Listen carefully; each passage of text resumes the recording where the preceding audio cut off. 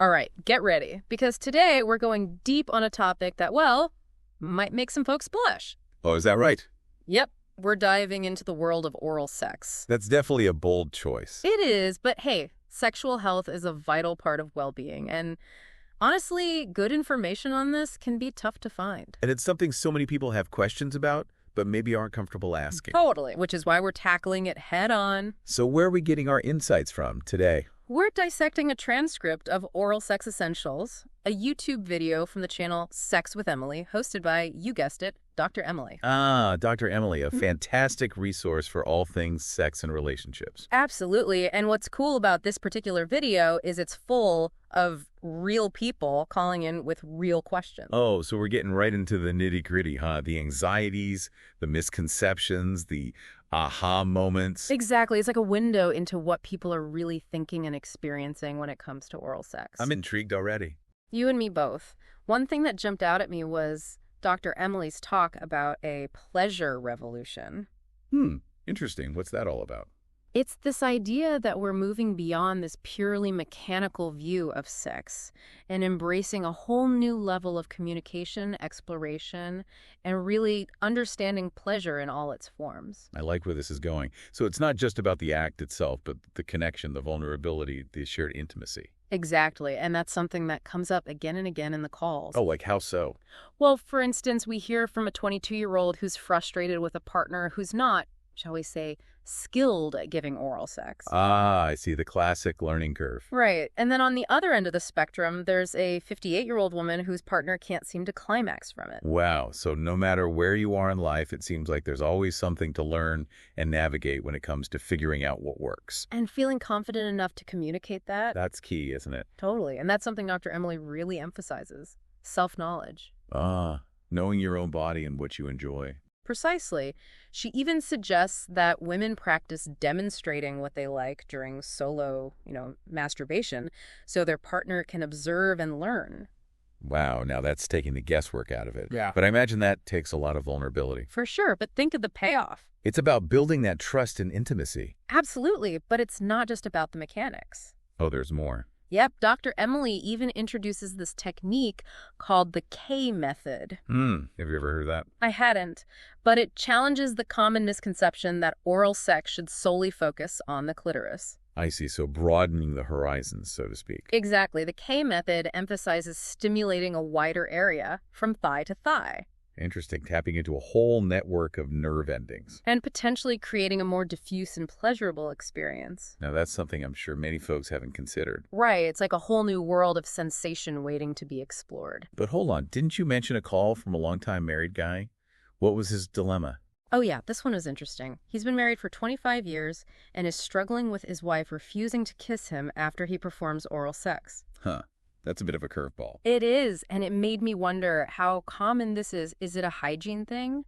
A personal preference? Who knows? It could be any number of things. And that's where Dr. Emily suggests he really explores the why behind his wife's aversion. Right, because understanding her perspective can open the door to finding a solution that works for both of them. Exactly. Maybe it's as simple as mints or breath strips, or maybe it's about respecting her boundaries. But the key is communication, even when it's about something as, well, intimate as this. You said it. Sometimes the simplest solution is just to talk about it.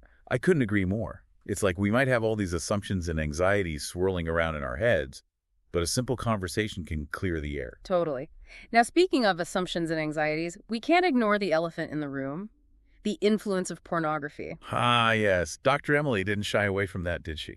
Not at all. It's like how much of what we see in porn is realistic versus, Hollywood magic. Well, that's the million-dollar question, isn't it? It is, because pornography can present this distorted view of reality. Absolutely. Showcasing techniques, body types, and levels of enthusiasm that don't always translate well into real-life encounters. And that can lead to all sorts of unrealistic expectations and anxieties, especially for those who are new to exploring oral sex. For sure. It's like comparing a Hollywood action movie to everyday life.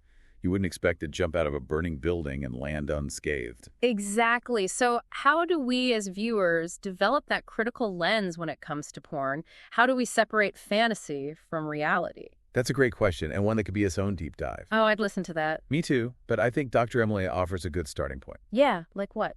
She encourages being mindful of the messages we're internalizing from porn and prioritizing open communication with our partners about what feels good. So it's not about demonizing porn, but being aware of its potential influence and taking it with a grain of salt. Precisely, which is good advice for any form of media, really. Totally. We have to remember it's entertainment, not necessarily a guidebook for real life. Well said.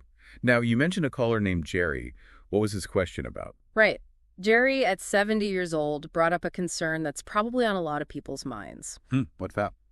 The risks of HPV and throat cancer related to oral sex. That's a serious topic, but one we shouldn't shy away from. Absolutely, and Dr. Emily doesn't. She acknowledges that HPV transmission through oral sex is possible, and the more partners you have, the higher the risk. Makes sense, but did she offer any advice for mitigating those risks? She did. She mentioned dental dams as a barrier method for those who want to reduce their risk. So it's about empowering people with knowledge and options? Precisely. And I think what's refreshing about Dr. Emily's approach is that she emphasizes having these conversations openly and honestly. I agree. It's not just about the mechanics of oral sex, but navigating the emotional, relational, and even health aspects of it. And that brings us to Alexandria's call, which was really poignant. What was her situation?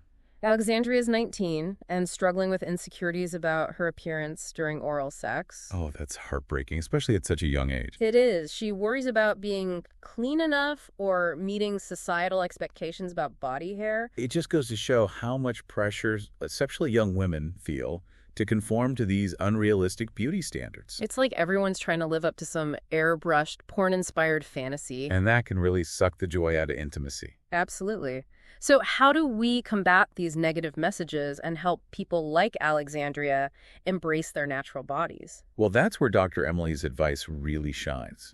She emphasizes that confidence is the sexiest quality. And encourages Alexandria to explore what feels good to her through self-exploration. It's about taking ownership of your pleasure and recognizing that your body is worthy of love and acceptance just as it is. Such a powerful message. It all comes back to that self-knowledge being so crucial, right? Absolutely. The more comfortable you are with your own body and what you enjoy, the easier it becomes to communicate those needs and desires to a partner. Exactly. And I think that leads to one of the biggest takeaways from this deep dive so far. Let's hear it.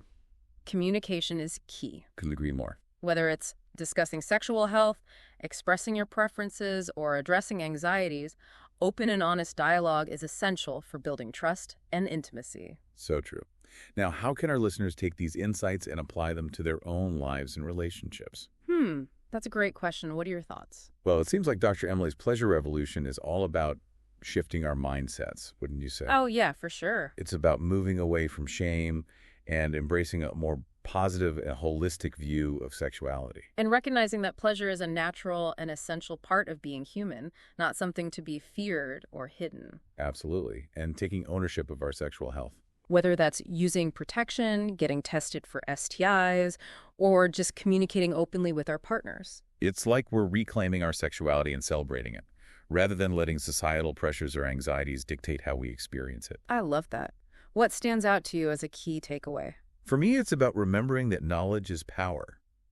By dispelling those myths, embracing open communication, and prioritizing both our physical and emotional well-being. We can create more fulfilling and pleasurable sexual experiences for ourselves and our partners. Couldn't have said it better myself. And sometimes that knowledge might come from unexpected places, like a YouTube video or even this deep dive. Well, I'd say our listeners are in for a treat. Me too. We're just getting started. Yeah, it's like we're giving ourselves permission to enjoy sex, to explore, to experiment, and to figure out what works for us and our partners. Absolutely. And Dr. Emily's video gives us some really practical advice for doing just that. Like, well, she's a big advocate for open communication, when it comes to navigating those awkward moments or anxieties. like with the caller whose wife wouldn't kiss him after oral sex. Exactly. It sounds like just talking about it, understanding each other's perspectives can go a long way in finding solutions that work for both people.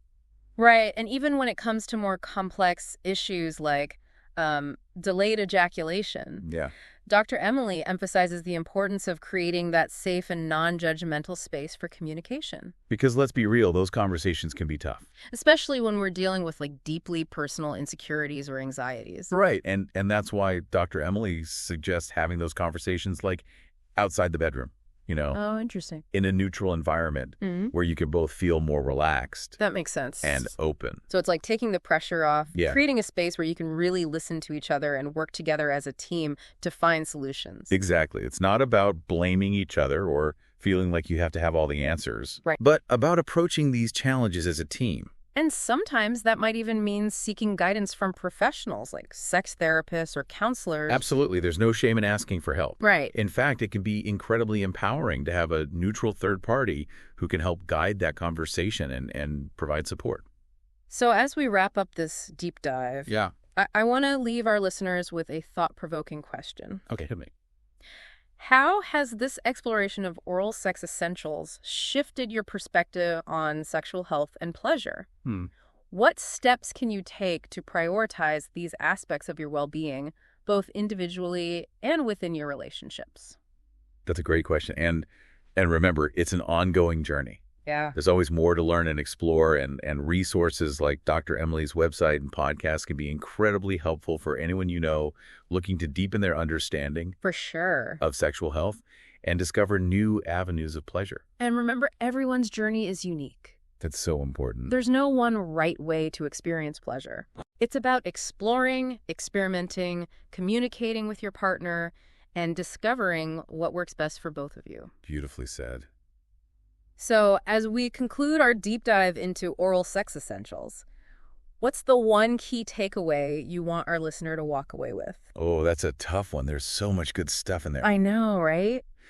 But I think for me, it goes back to that idea of self-knowledge being so, so powerful.